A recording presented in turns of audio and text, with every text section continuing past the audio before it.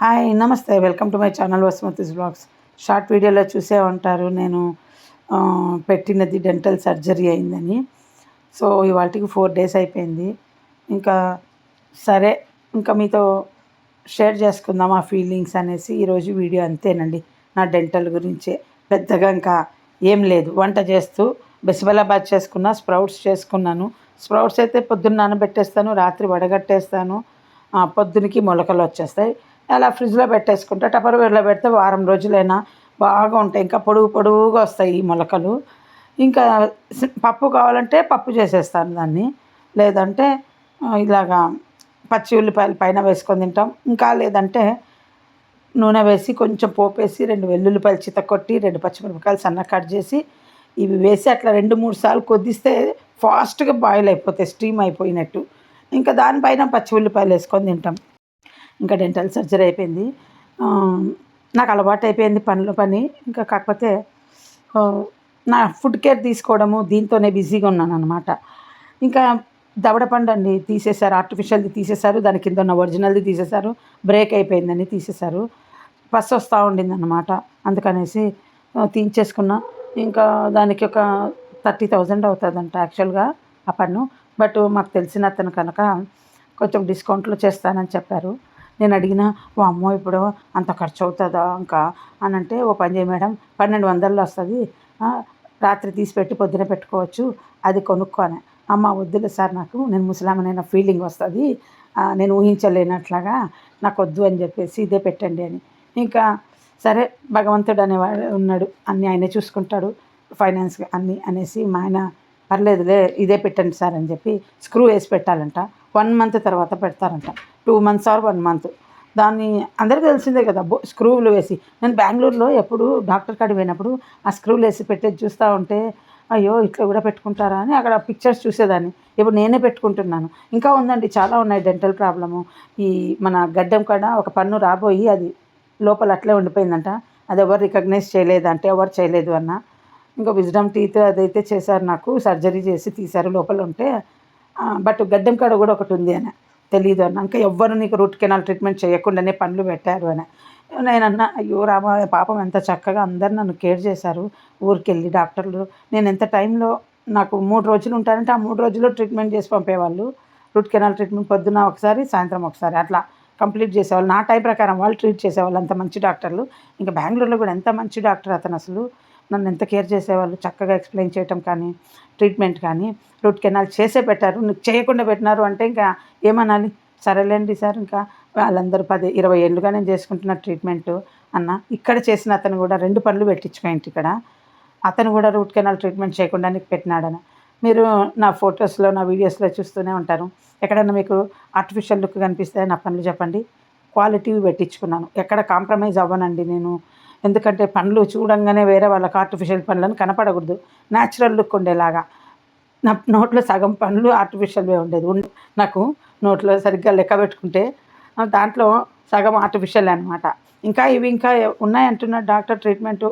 నువ్వు ఇన్ని రోజులు ఇవి నీకు జరగడమే చాలా గ్రేట్ అంటున్నాడు. ఎందుకంటే ఒక మిల్క్ టీత్ మీద సపోర్ట్ తీసుకొని నీకు పనులు ఎట్లా పెట్టినారు అని.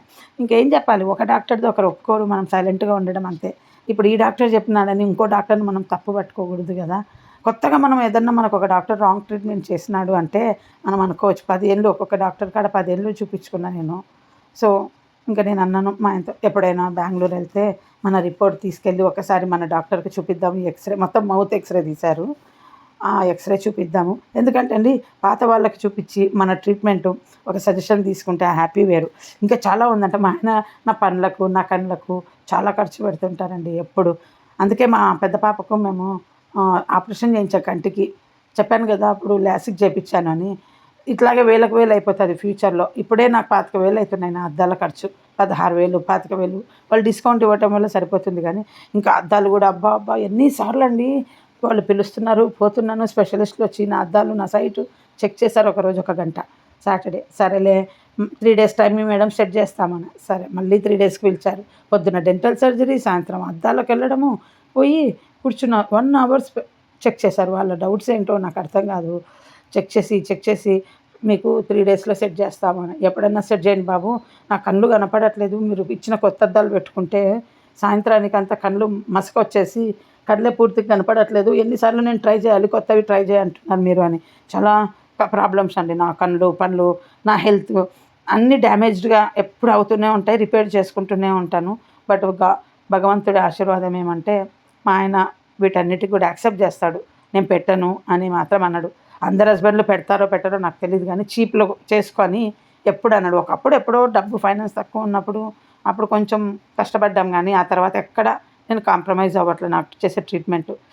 ఏంటండి ప్రతి ఊర్లో 50,000 అయిపోగొట్టుకున్నా. ఇక్కడికొచ్చి మొన్నటికి 12,000 అయిపోయినాయి. 2 పనులు పెట్టించుకున్నప్పుడు. రూట్ కెనాలు, డాక్టర్ అపాయింట్మెంట్స్ అన్నీ.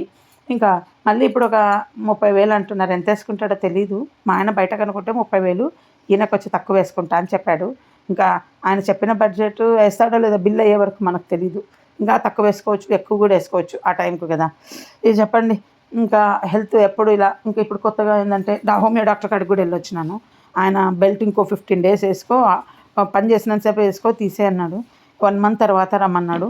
ఇంకేంటో మళ్ళీ పాదాలు కొంచెము మెడమల్ కాడ స్వెల్లింగ్ వచ్చింది 2 డేస్‌గా. మా పాప అనింది వాకింగ్ వల్ల అయ్యుండొచ్చు, షూ మార్చు, నువ్వు మంచి షూ వేసుకొని పో వాకింగ్‌కి అన్నది. ఏమో సమస్యల మీద సమస్యలు వస్తూనే ఉన్నాయి. అవి తీరుతూనే ఉన్నాయి. ఒకటి అయిపోతేనే ఒకటి నేను రెడీగా ఉన్నా నీ లైఫ్‌లో రానీకని అని అలవాటైపోయింది వాటితో బతకడం సమస్యలతో. చెప్పండి.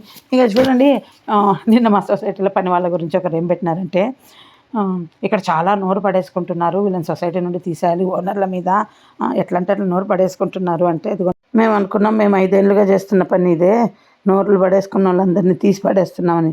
చాలా ఎక్కువ నోరు పడేసుకుంటారండి ఇక్కడ పని వాళ్ళు. నిన్న మా పాప ఫ్రెండ్ దగ్గరికి పోయి కాఫీ తాగి వస్తూ ఉంది. బయట పిల్లలు డబ్బులు ఈ డబ్బులు అని అట్లా ముట్టుకొని అడుగుతుంటారు ఇక్కడ భుజాలు తట్టి.